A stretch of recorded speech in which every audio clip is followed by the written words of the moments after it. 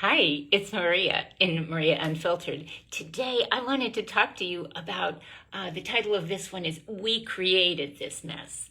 And so, have you been embroiled in litigation? You know, in divorce, in estate issues, in insurance, or in an accident, or in fraud? Well, most people on the planet have. So you're in good company if you have. In fact, you're in huge company because very few people actually escape litigation at some point in their lives. And whether it's just a difference of opinion, or as in if someone puts up a fence, you know, and they believe it's on their property, and then their next door neighbor says, no, no, it's on my property, get it off.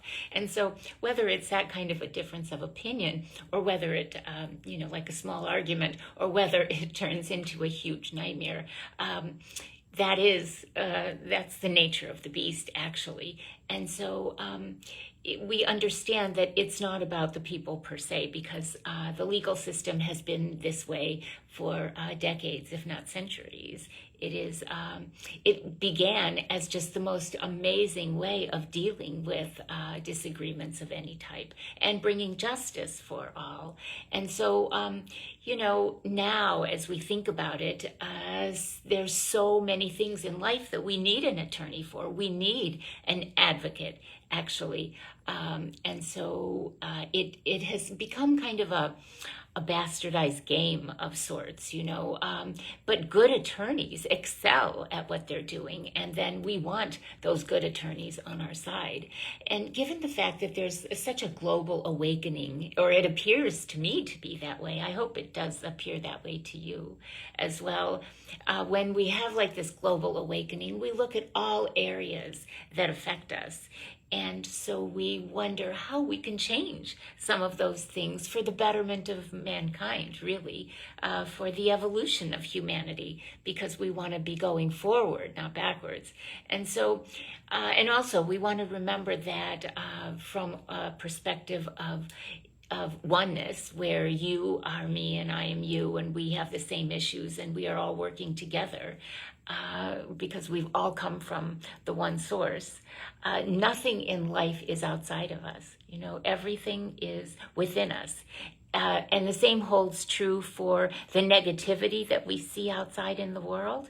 We can't just abdicate responsibility and say, oh, well, that has nothing to do with me, because everything that's out in the collective is really a manifestation of what is within each and every individual making up the collective, because we are the collective. And so we are one another. And whatever issues you face are the same issues I face to a degree. I mean, of course, the details might be different, and of course they are, but generally the themes are the same. And I spoke about that in my earlier today, in my earlier video. But so every person and every experience has an energy to it, has a frequency, has a certain vibe to it, right? And so if it's negative and if it is hurtful, then we are projecting that negativity that is within us. So when the energy that is around us is actually the energy that is outside of us, it is of our own creation, both the positive and the negative. And so the dark and the light, we are a dichotomy of both, the dark and the light. And so if we see our world as a mess, then it is a mess. Oh, the heater just turned on, so I hope you can hear me. Oh, I suppose I should check the volume. A little late now, huh? Let's see, where's the volume? Oh, okay. Well, anyway, so again, if we created that mess, if there is a mess out there, we created it. And so we become the mess, So in terms of the legal system, it has been the status quo. And so people are questioning things all over the world, because the world is changing with the pandemic, and all bets are off, right? I mean, nothing that we see now with the masks. Did you in a million years think that you would be walking around with a mask? I know when I flew to Tampa just a few days ago, it was hard to breathe sometimes with that mask on. And so I'd want to pull it off a little bit and let my nostrils go on top of the mask. But, I would have never thought, you would have never thought, but that's just kind of the way things are. It's forward movement, and It's the way things are rolling right now. And so as we think of what's best for all, because that is what is at the foremost of our thoughts right now, is what is the best for you and for your children and for your family and for humanity in general, right? For the population, because we're in this together. And so, and that's kind of a good feeling, isn't it? Because you feel supported when you know that now people are just so, it's amazing, because I have found that people are really, really pleasant, really going out of their way to help. In fact, today, I took the shuttle to a mall where I had to go to the food court to get something to eat, since I am still in a hotel. And I was walking in the lobby, and the bag broke. And the food went on the floor, and my water went on the floor, and I was just like, oh my gosh. And, two people bent down to pick it up for me, and I was like, oh, thank you, God. Oh. So people are really helping, and not that they wouldn't have done it before, but it just seems like people are really being called to do the right thing, to extend themselves, and that's such a beautiful thing. And so anyway, when we think of what's best for all, we're not trying to replace, when we talk about the legal system, we're not trying to replace attorneys. We're not trying to disparage them in any way. We are including attorneys in this. We are including judges and politicians and the powers that be, because we're all in this together. It's not about unearthing or exposing or penalizing or replacing. It's about all working together. And so good attorneys are good at defending. They're good at what they do. It's really about incorporating new ideas into a structure that has been in existence for hundreds of years now. And so God knows that families need help. And so in family law, family attorneys can figure out better ways of dealing with their clients. I know plenty of attorneys. I went to law school, and I spent 6 years in law school, and I had 3 children while I was there. But I know divorce attorneys, and some of them have been married like 2 or 3 times, and some of them are paying child support to 2 or 3 different women, and they weren't very happy about that. But the attorney that their wife had really kind of wanted to prove that he was good at what he did. And so it's no one is exempt. And so there are new ways of looking at issues, whatever those issues are, such that a resolution can be had that is best for all. And no matter how much water I drink, it seems like I'm still always thirsty. Excuse me.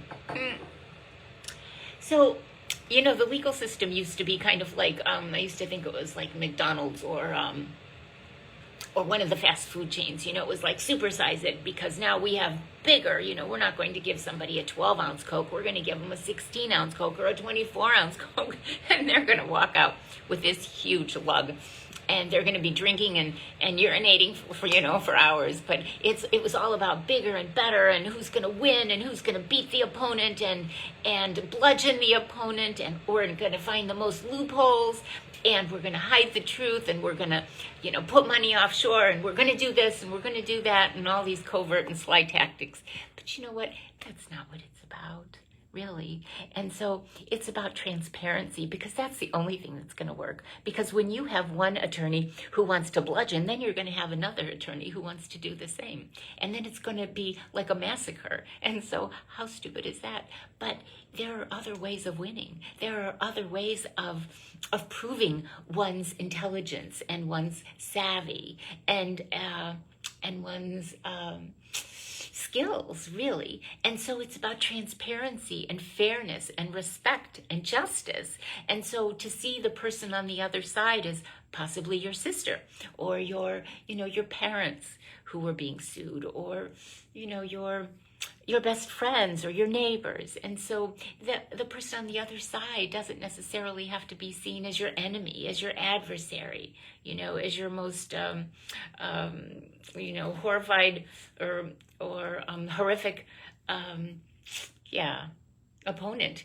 It doesn't have to be that way, really. It doesn't, because there's just, think about it. There's just enough hatred in the world and anger and malice in all areas, and people have sold their souls, for money, and it just doesn't have to be that way. And we can put a stop to it because it hasn't gotten us anywhere. It's what it's done is it's just isolated people, and it's created pain and misery and carnage in the streets, and children. The children of divorce. I put out a video, I think it was on Christmas Day, and it was dedicated to the children of divorce because I think they are the true heroes. When they see that their parents are arguing like fools, it must be so painful. My parents happened to, they were very low key. They were both very much intellectuals, and so they used to read a lot, and they listened to music, they read, they conversed, but that I don't remember them screaming at all or raising their voices. And I think if I had, I think it would have just torn me apart inside. Because even if you know that one is right or more right than the other, they're both your parents. And so children of divorce that see their parents act like crazy people, because when they get involved in fights, and I've known men who have not been able to have decent relationships, former marriages or whatever they've said, because of the acrimony within their family of origin. And so they said their parents were like ready to kill each other, and one of them, I think, said his father threw his mother down the stairs, and it totally destroyed him. And that's so much trauma, and it's so senseless. It's just ridiculous. And so, there's just no reason for it. And we can do better. We must do better for ourselves, for our children, for society in general. And when people take, like in divorce, it's all about, I want this. This is mine. You can't have it. And so when you don't want to share, ultimately you do. You end up paying the piper. I promise you that. I know when I was getting my divorce, my ex said, if you leave me, I'm going to take everything. And at first I thought, oh, that's a threat. People threaten, but you're not really going to take everything. But you know what? He was really intending to do that. And then I thought, you know what? Go ahead, take it.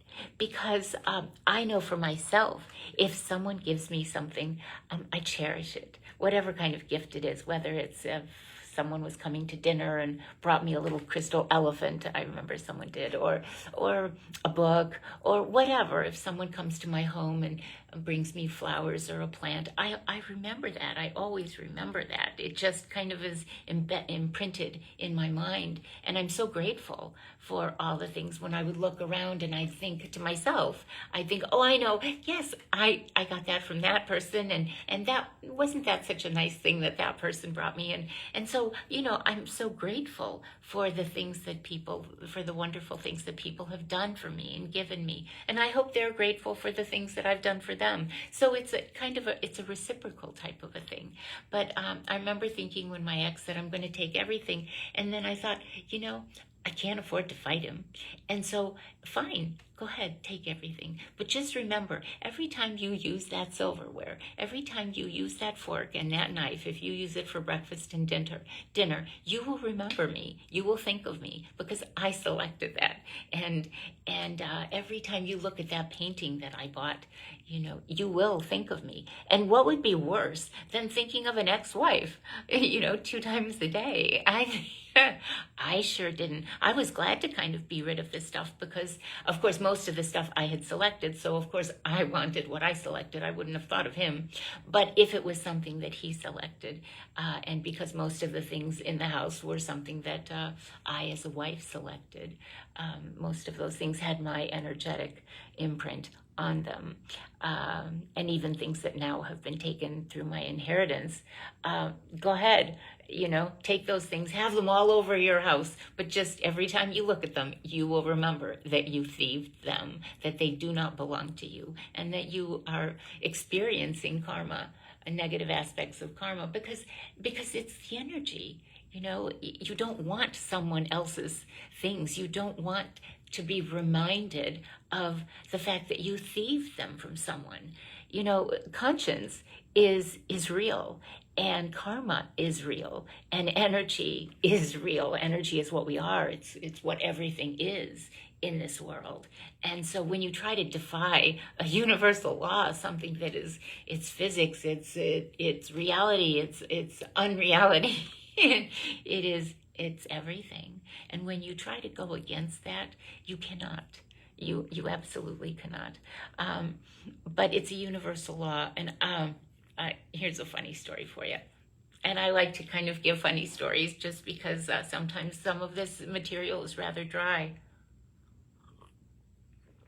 But I do have a funny story, because when I did have my 22-room house, I couldn't afford, the money was hidden, and I just couldn't afford to take everything, to take 11 rooms. And I didn't want 11 rooms anyway, but I think I got 5 rooms, and one of them was like the breakfast room, so there was a table, and one of them was my son's bedroom. So because I had custody of him, and he needed his furniture, and I can't remember, I think one was part of the office furniture or something, and I did get some of the dining room things.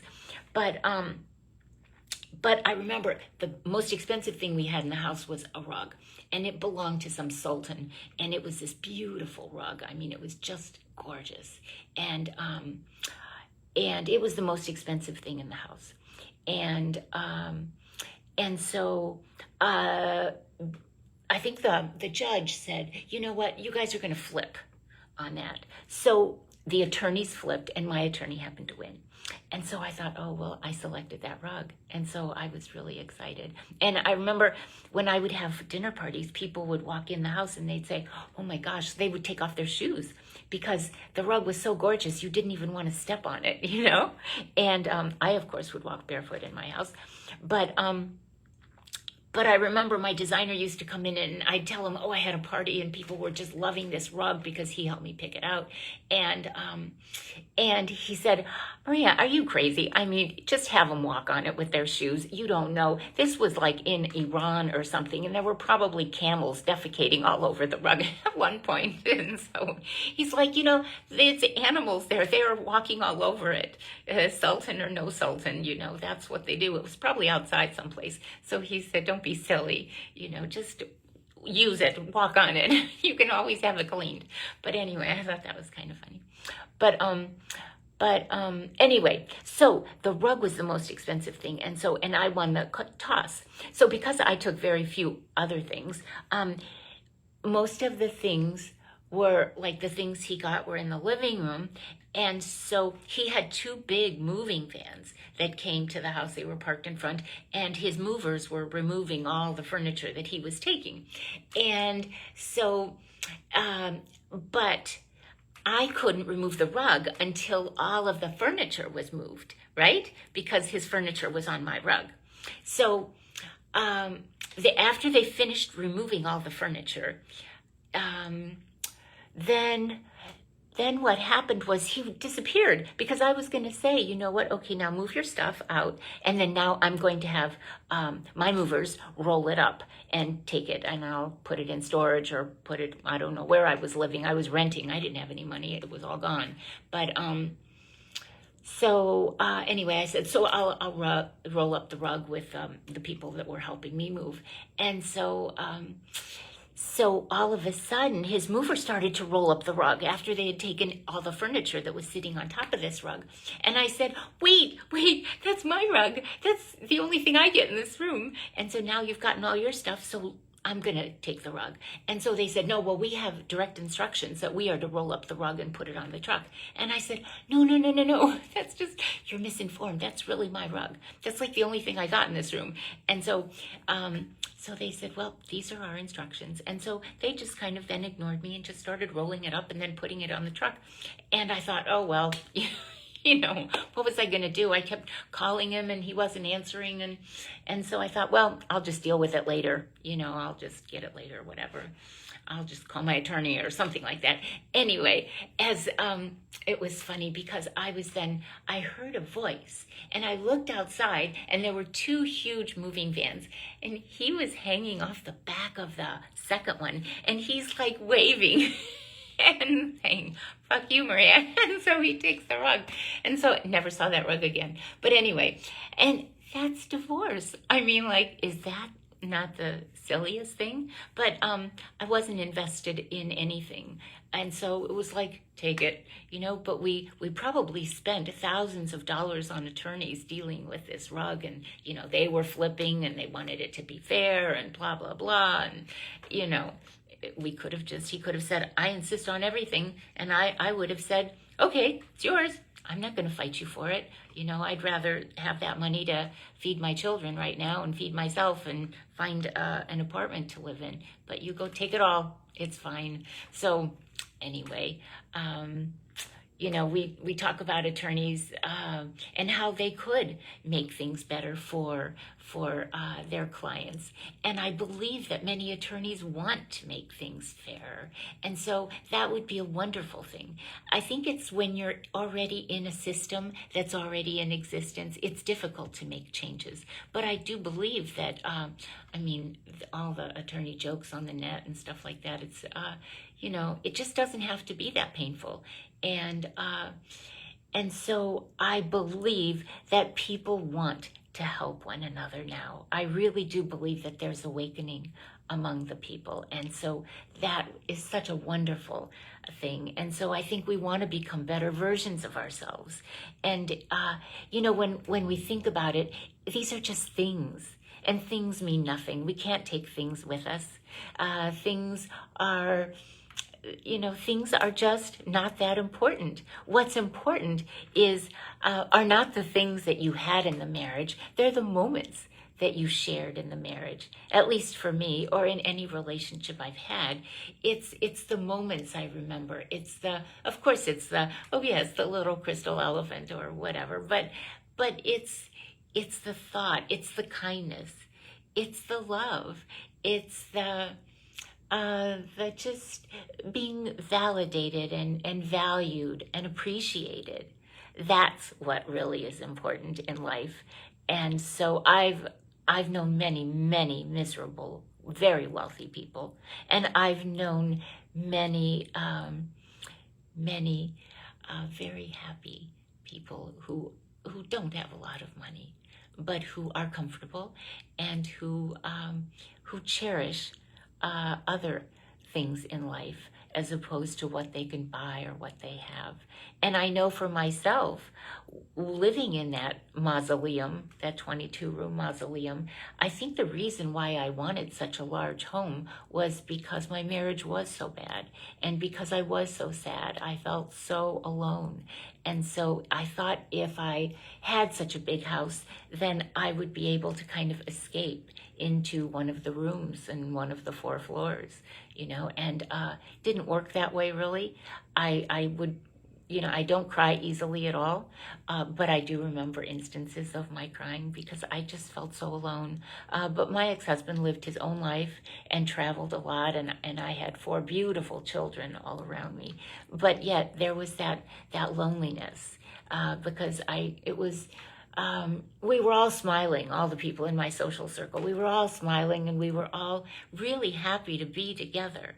But something was lacking. And I realize now what was lacking is it was my connection to Source. It was I felt so separated from God. I felt so alone because I wasn't meditating then. I wasn't reading spiritual books.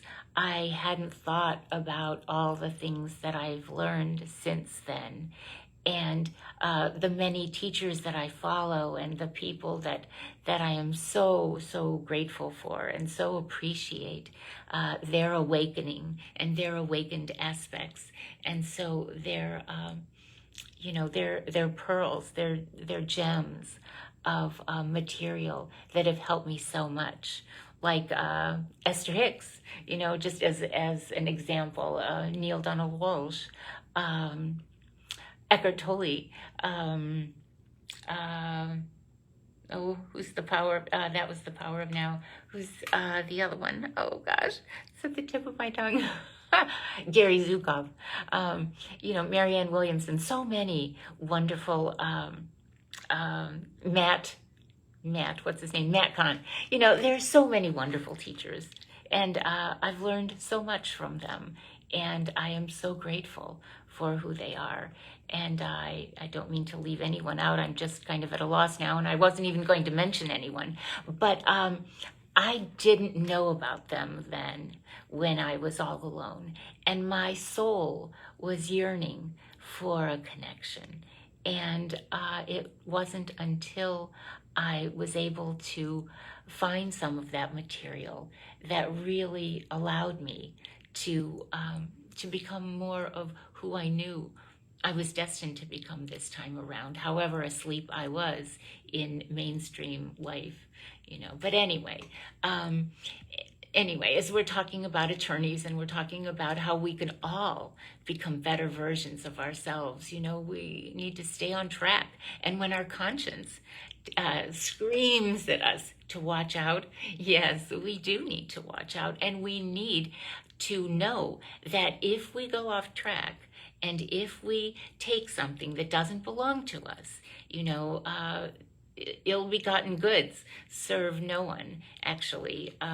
They're painful consequences that are affiliated with that. And so if we just stay on track and we try to be the very best people we can be, then things will work out. And so, like with any corporation, even doctors, the legal system is about profit, the medical system is about profit, business is about profit, and so we can still have that kind of a system. We're not saying that anyone has to donate their time and starve their family, but we're saying that we can all become winners. We don't have to sacrifice our morals and our ethics in order to win. There can be a compromise. And so attorneys have divorces within their families and they have holidays. And so, they know the pain of not being with their children on the holidays that they don't get their children. So it's about embracing everyone, and it's about connecting with the light inside of us, who's true to ourselves and true to the highest version of ourselves. And so no one is better and no one is more divine than you, because we are each trying to be the best we can be. We are each working toward that goal.